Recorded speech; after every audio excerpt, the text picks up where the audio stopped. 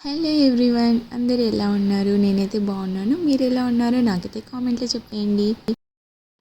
ఈరోజు అయితే నేను టిఫిన్కి పొంగలి చేయబోతున్నాను అనమాట.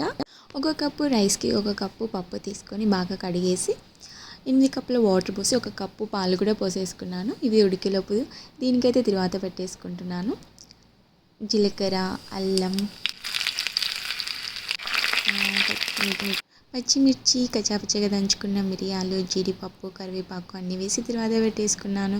ఈలోపు పప్పు అయితే ఉడికిపోయింది. బాగా ఉడికిపోయిన తర్వాత మనకి సరిపడా ఉప్పు వేసి బాగా కలుపుకొని వేసుకున్న తర్వాత పెట్టేసుకోవడమే. అంతే. ఈ పొంగలికి చట్నీ కూడా అవసరం లేదండి, ఉట్టి పొంగలే చాలా సూపర్గా ఉంటుంది. మేమైతే ఇంకా గృహప్రవేశానికి బయలుదేరాము. ఇక్కడ ఇంకా మేమైతే ఫొటోస్ అన్నీ తీసుకున్నాము. తన్విక అయితే బాగా ఎక్సైటింగ్గా ఉంది. అక్కడికి పోయాక అందరిని చూసైతే ఏడుస్తుంది. ఎక్కువ జనాలు ఉంటే తన్విక అయితే భయపడుతుంది. సో ఇంకా మేమైతే ఫస్ట్ ఫ్లోర్లో అయితే పూజ జరుగుతుంటే మేము పైకి వెళ్ళేసి అక్కడ ఆడుకుంటున్నారు. ఇంకా తపస్య, తన్విక ఇద్దరు. వీళ్ళైతే బాగా ఇక్కడ ఎంజాయ్ చేశారు. ఈ వీడియో కనుక మీకు నచ్చినట్టయితే లైక్ చేయండి, షేర్ చేయండి, మన ఛానల్ని సబ్స్క్రైబ్ చేయడం మర్చిపోవద్దు. Thank you. అండ్ మీకోసం తపస్య అయితే ఒక సాంగ్ పాడేస్తుంది.